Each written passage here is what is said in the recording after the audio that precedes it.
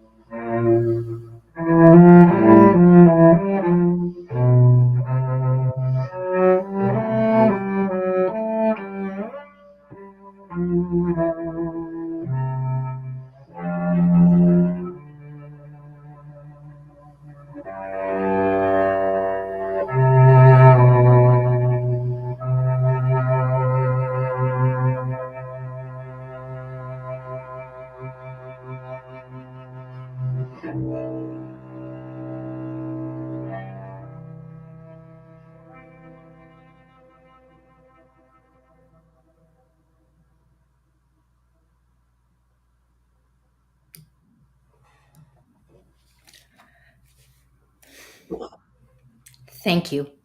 You're welcome. For those of you who are tuning in, you just had a special treat here. This was Michael Fitzpatrick doing what he does best, and that is make beautiful music and bringing peace to the world. And you're tuning the planet, right? You're tuning the planet. When you say that, what does that mean? Well, it means a couple things.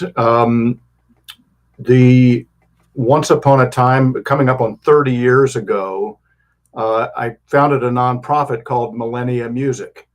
And it was right in that pre-millennium fervor, but I didn't like millennium because it was getting overused. So I thought millennia, that was kind of nice.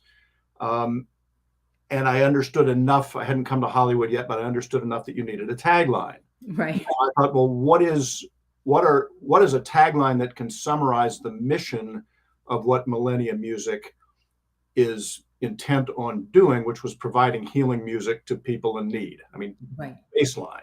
Yeah. The expansion of that mission statement was and presenting concerts and media for the global audience. Right. So it just came to me that if you go to places in nature in particular, that you have an affinity for it and you actually sit and play, Right. then you get in tune. And if you can get in tune enough, sometimes you get the sense that the animals, the the winds, the trees are listening, if you will. Uh, So tuning the planet originally came from that genesis, but then when I ended up taking a group of Tibetan monks and Trappist monks and musicians deep into the heart of the largest cave in the world, hmm. after having spent 6 days with the Dalai Lama in a remote monastery in the middle of nowhere, the tuning the planet moniker became much more specific in that we were intent on going in there to tune in and to tune back. Wow. Yeah. Wow. So you didn't know it at the time you created that tagline, but it Right. was perfect.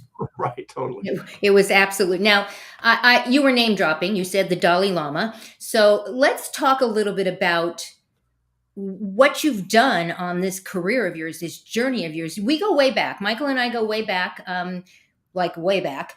And when I met Michael playing the cello, he actually played at my synagogue for High Holy Days, which for one of the most holiest days of the year, Kol Nidre on Yom Kippur. And I've always appreciated Michael's music.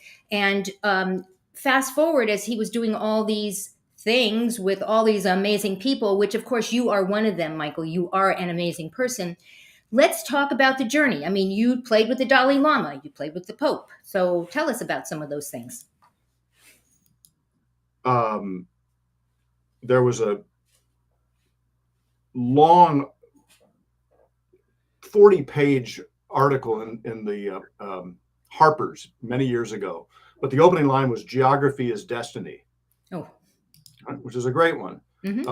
I come from Kentucky originally, which is the bluegrass, and it's a bunch of things. Right. But we had a famous governor named Happy Chandler who said, "I never met a Kentuckian who wasn't on their way home." And I was in the process of coming out to Hollywood. I had a whole slew of things in mind about doing something more progressive than what I had been trained to do. Mm-hmm. And my generation is the last generation that will have ever grown up listening to rock and roll by being trained classically. It'll never happen again. Right, right. So some hybrid in our musical DNA. And so I was trying to crack the code on it, and I'm trying to get to Hollywood. And my late grandmother, Rose, who was an incredible pianist, we were watching a Lakers game one night because she loved the Lakers. And she says at halftime, she just turns to me and she says, "You ought to go to Hollywood." I said, "What did you have in mind?" She says, "I think you ought to go out there and be a conductor." I Oh, said, well, I said, "Rose, I don't know how to conduct." She said, "Neither do they." So gotta love grandmothers. Oh Rose my gosh. knew. So I had this in my mind, but the plan didn't quite work out the way I thought it was going to. So I ended up coming back to Kentucky after my New York studies. And now I'm trying to figure out, wait a second, how am I going to go forward? Mm-hmm. And I got invited to spend, I learned through friends that the Dalai Lama was coming to spend 6 days at this remote monastery in Kentucky for this, what turned out to be an historic summit of Eastern and Western monks and nuns who were coming together to try and find not only common ground, but a common compassion, if you will. Right? The timing just worked out.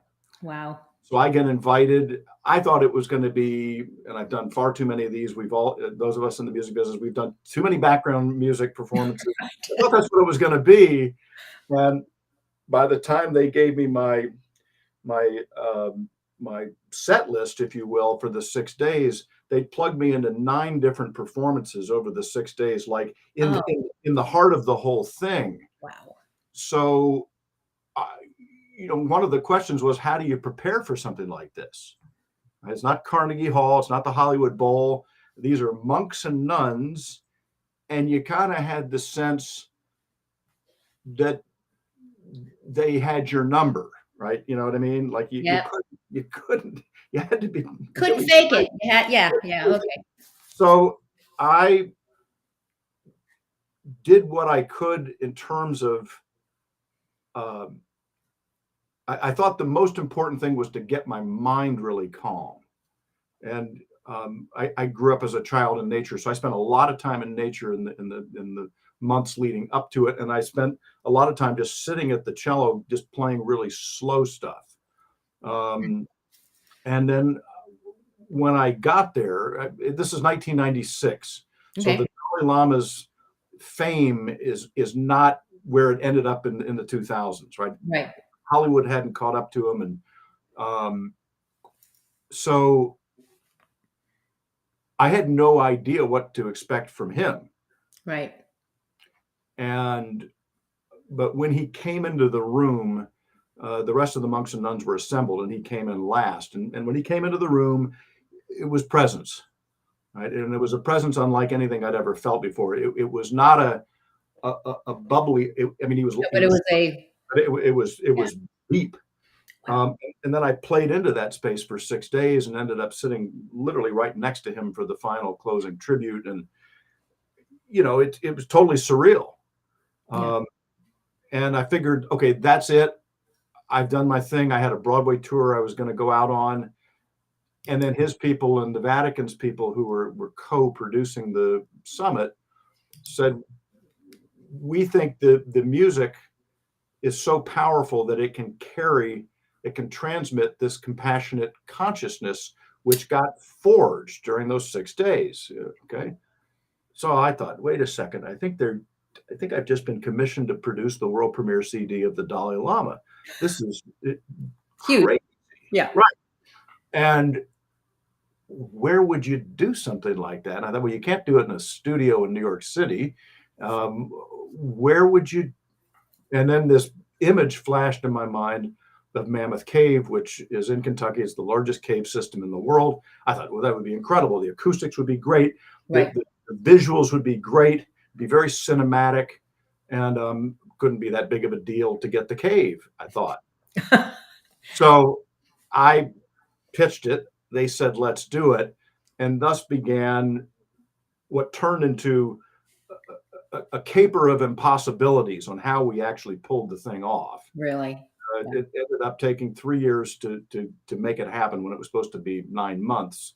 And I learned all kinds of things about how you write a letter to the private office of His Holiness the Dalai Lama in Dharamsala, India, how you write a letter to the offices of the Vatican. Fortunately, I had good guidance on all of it. But from that, once the album came out, it was called Compassion. All these doors started opening. Hollywood doors, Washington, D.C. doors. And over the years, it led me to playing for the Pope at the Vatican. What was that like, Michael?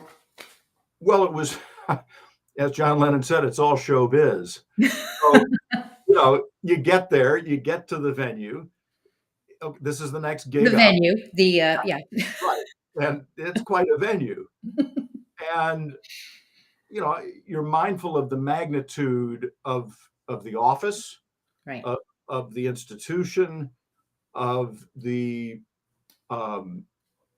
role that the Pope plays. I didn't, again, have any experience Right. with him, but I had at that point, let me do the math, 16 years of being around the world with the Dalai Lama. So I had an understanding of what protocols were like and what it was like Right. when you encounter a being like the Dalai Lama or the Pope. Right. Obviously, it's a bigger machine. The Vatican is it's a massive machine. The venue, we were in it's called the Sala Nerve, Paul VI Audience Hall. It's a 6,000 seat auditorium. Oh, is that all? Okay. Right. But there were only 200 VIPs in attendance, including then Vice President Biden, who gave his keynote. Okay, so you probably could cram like novels of these kind of stories. I want to throw some pictures up, and why don't you tell us what we're looking at here?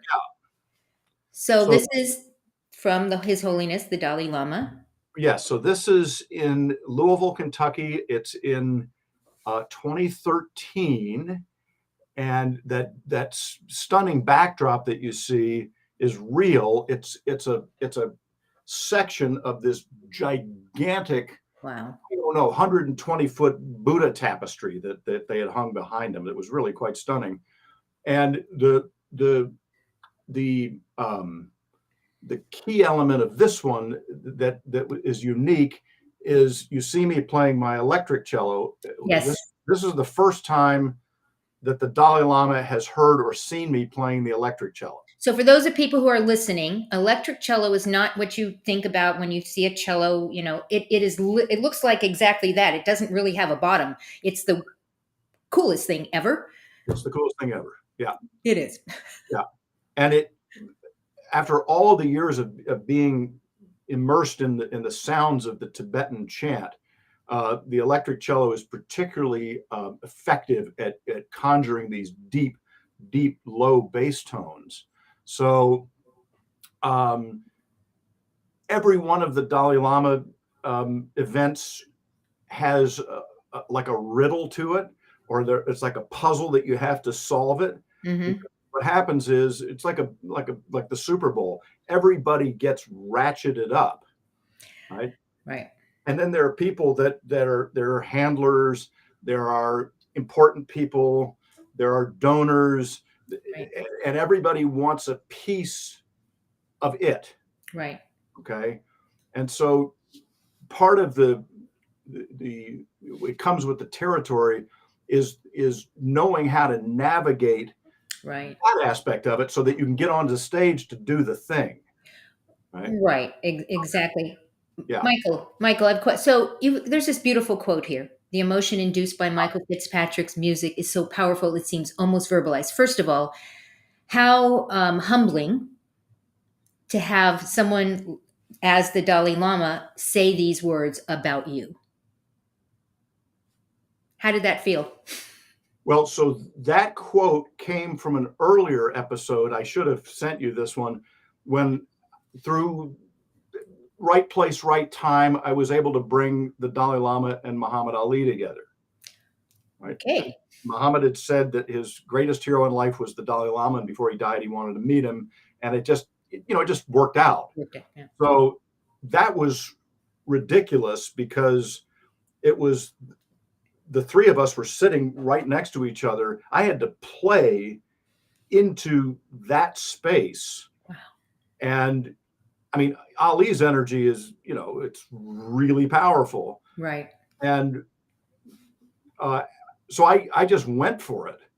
And that's what the Dalai Lama said, into the microphone after I'd finished, which was really interesting to hear it coming, in real time from him rather than, you write to the publisher and you get the quote from the author kind of thing. Wow. Yeah. Wow. I want to share another picture. And this is from the New York Times. Rebel marching to his own tunes, a sense of humor, I can read virtuosity, and an ear for musical dialogue. This is a beautiful picture of you.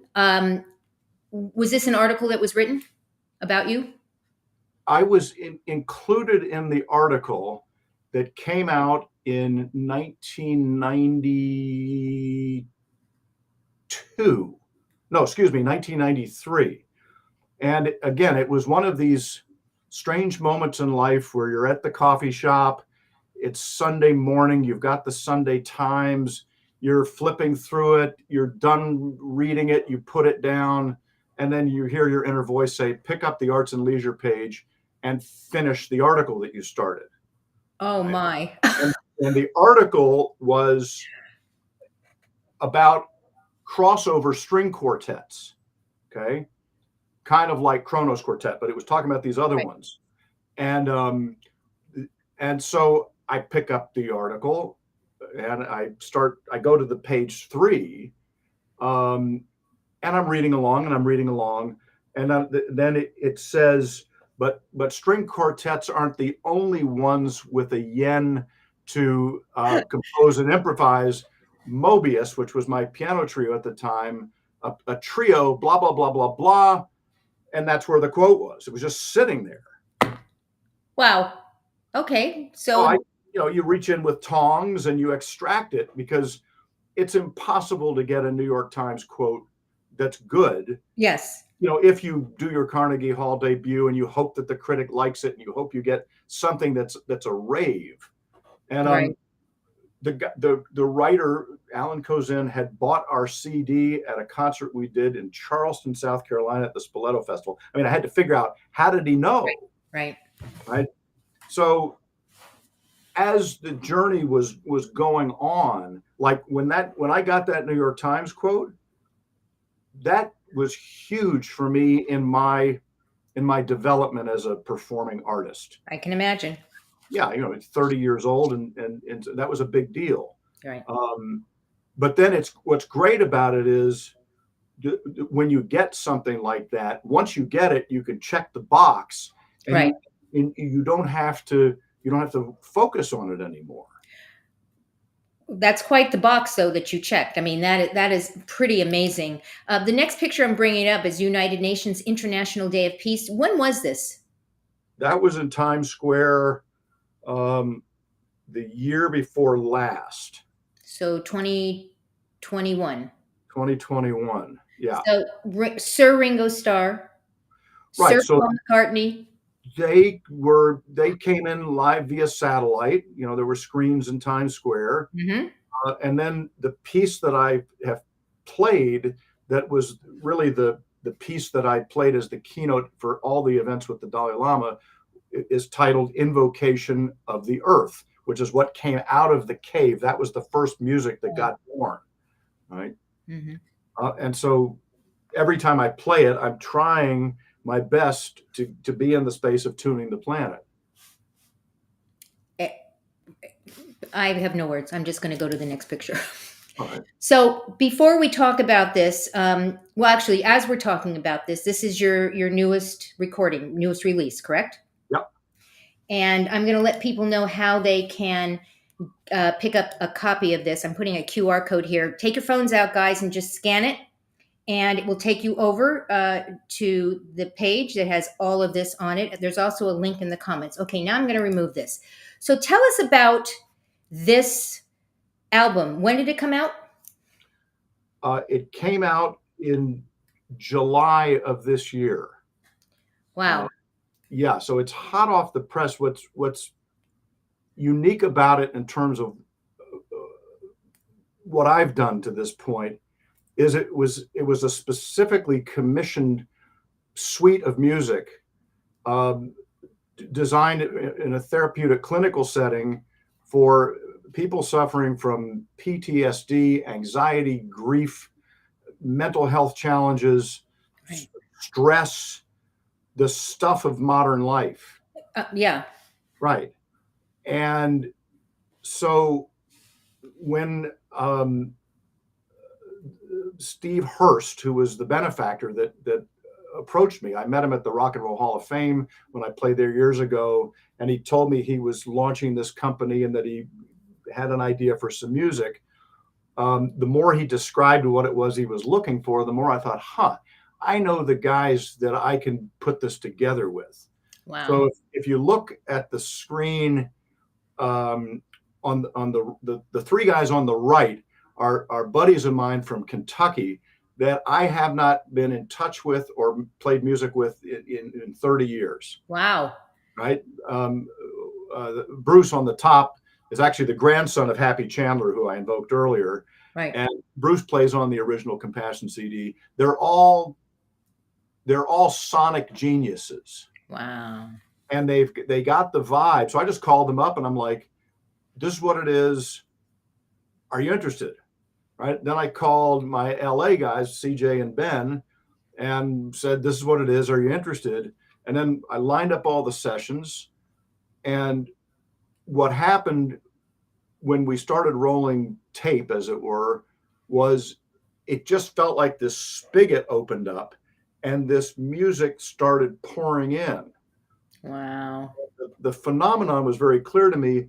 As long as I played what I was hearing for the cello line, the guys were going to play what they were hearing, and it was going to mesh. Now, obviously, we were listening very carefully, but Right. we were being carried by it. So the sessions are ridiculous, right? I get back to where I am now on the top of a mountain near Woodstock in New York, and I did the old drop the needle test, and we had 16 hours of this stuff. Okay. And I started dropping the needle, and no matter where I dropped it, the thing was in the pocket always. So I Oh was my like, oh my God. So then I was like, okay, so then let's just do edits. And I would intuitively make an edit. And my guy that I was mixing with, Sean Boyd at Art Farms, he, I, in the 3 weeks that we mixed it down, I made one comment. And it wasn't It was that perfect. Is that what you're saying? perfect. Right. And then you're cross-checking, and I wanted to make sure that he was feeling the vibe, and he was like totally feeling the vibe. So then I called my buddy Rob Fraboni, who is in the world of recording engineers and rock and roll. He's way up there. He built Shangri-La Studios for Bob Dylan, the band, Planet Waves for Dylan, Keith Richards' personal engineer, remastered Bob Marley's catalog. So I bring it to Rob for the mastering, and he's got a proprietary algorithm called Real Feel, which basically emulsifies the digital so it sounds analog. Wow. And with a little bit of trepidation, I brought it to Rob and I said,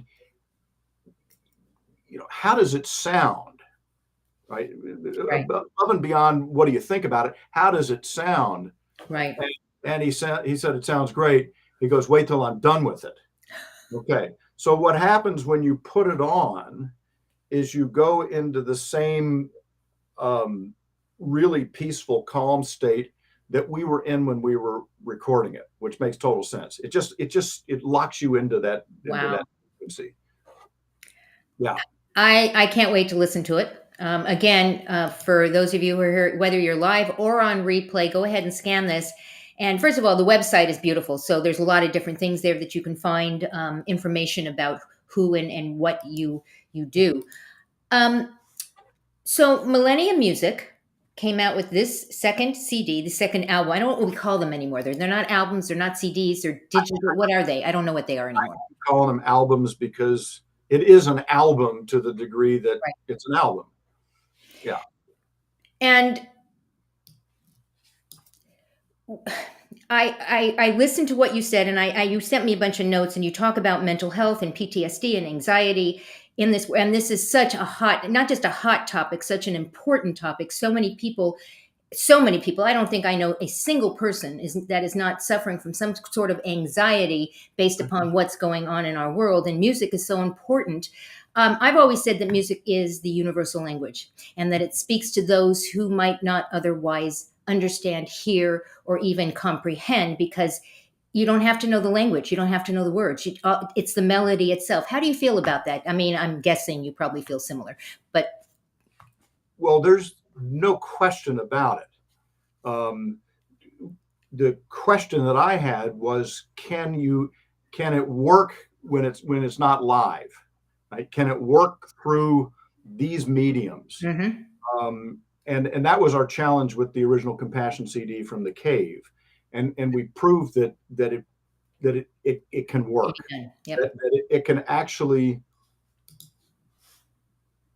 put you in a state of well-being, right? That some people, when I say it's a little loaded when you say healing music, because there's kind of a fad out there now, which is like basically healing sound. Right.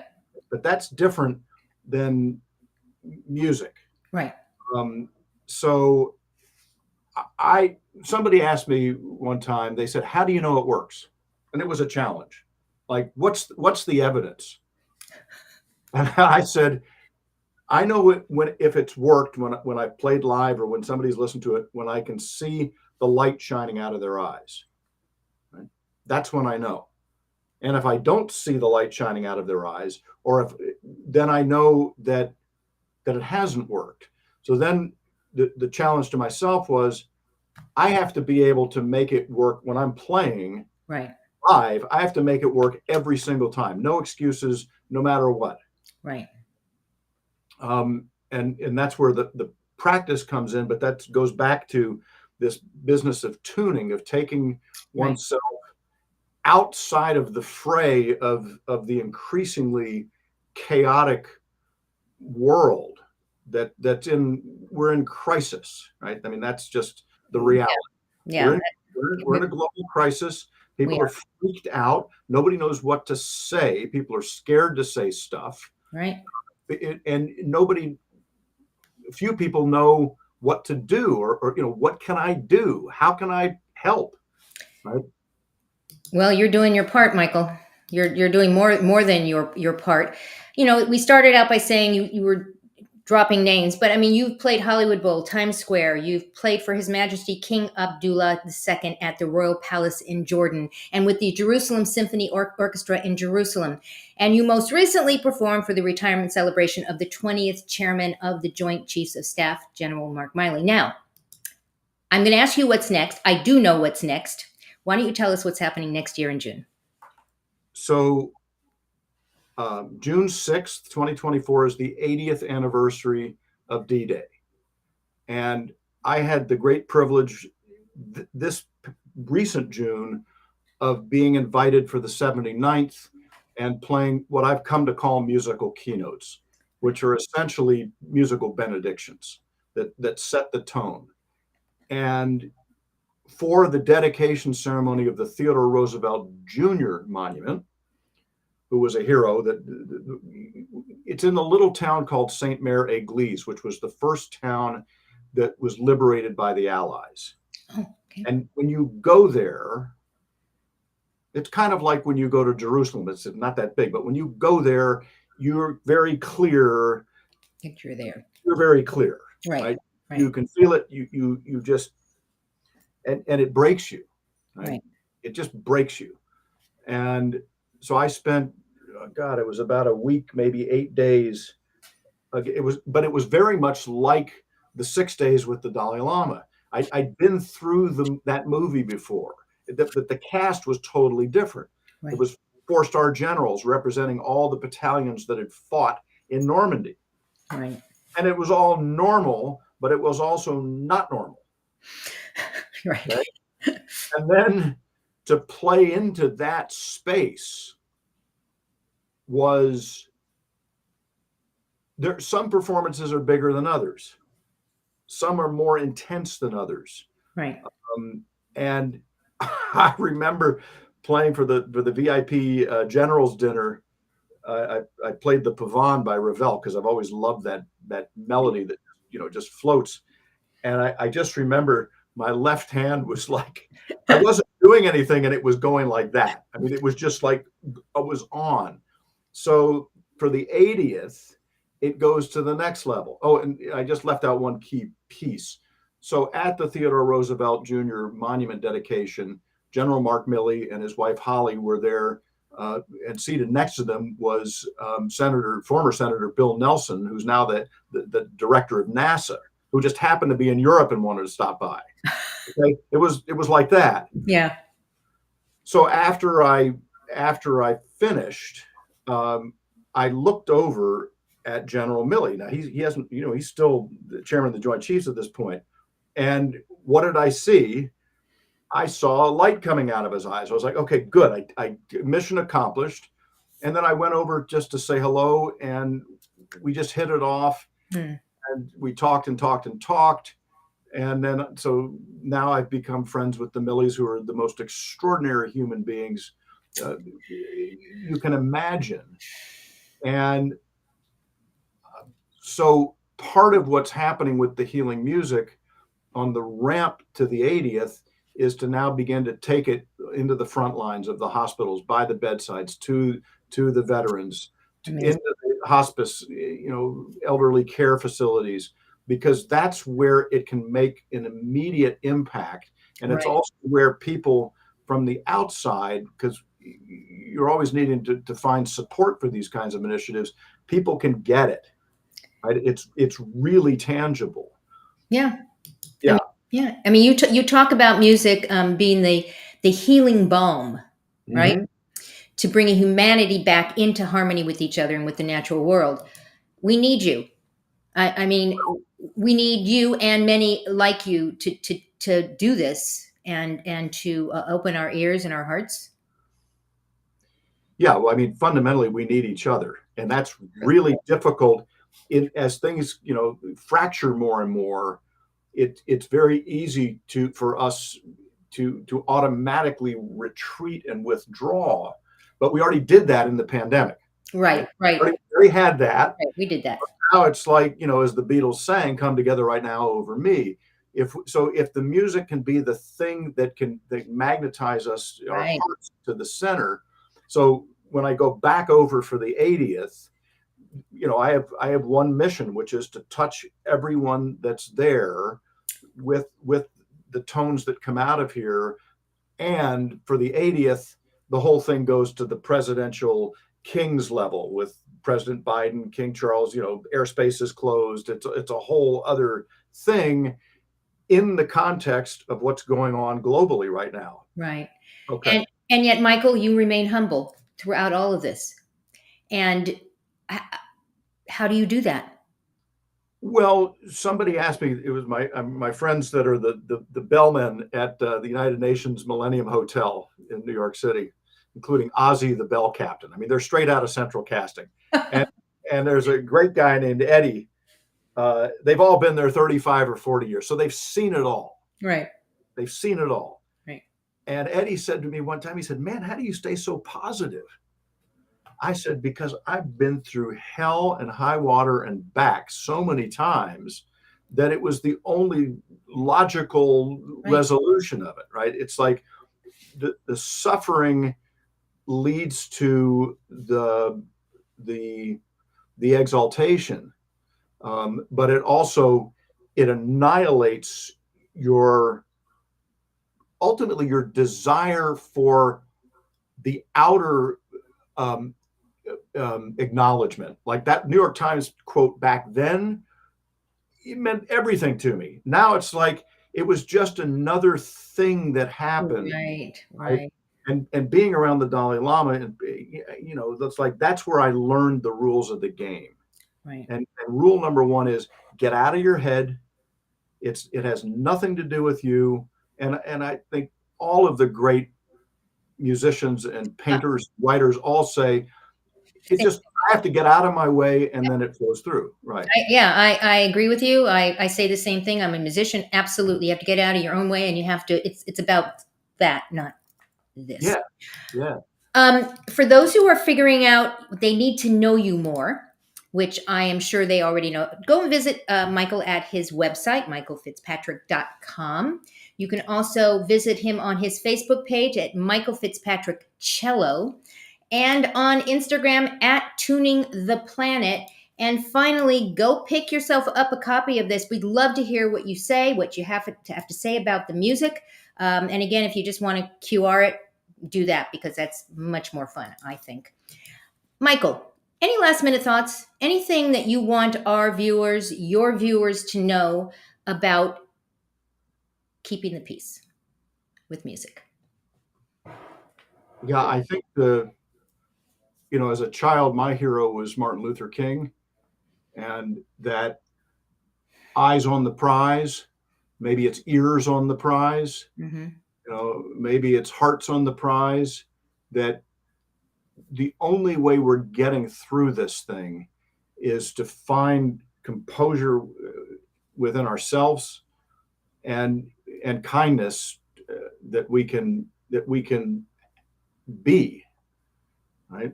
That can change things, right? That can change things. And also being very pragmatic, I think, about the realities of this chaostrophe that we're living in. Is that a new word? Chaostrophe? It's not my word. It's Terence McKenna's word. You can look up Terence McKenna. Um, but obviously, we need to find a way to. God bless Joni Mitchell, to get back to the garden, and the garden, without mixing the metaphor too much, is within us. And if the music can be that balm, or it can be that, I'm just having an image of like a fishing rod, and it's like to reel ourselves back in. Then the all that's happened in history will not be for naught. Right. And that's what's at stake. Yeah. Hopefully, we all learn from history what not to do as we move forward. And I want to thank you, Michael. I mean, your music, obviously, it touches me. I am sure it touches everyone that's listening to you. Obviously, it has touched people around the world. That is where you go and you continue to go. And I'm so honored that you spent a half an hour with us on our little screen right here. For those of you who showed up a little bit late, you missed Michael playing. You're going to have to watch it on replay and scroll all the way back to the beginning, because Michael entertained us, which is just lovely. We don't normally get stuff like that. So, Michael, thank you, thank you, thank you. Go out and do good. Continue to do good. And all of you, you have a choice as to where you spend your time. You chose to spend it with Michael and I, and for that, we are grateful. Go out, give somebody an awesome day, and we'll see you next time on Caren Glasser Live. Goodbye, everyone.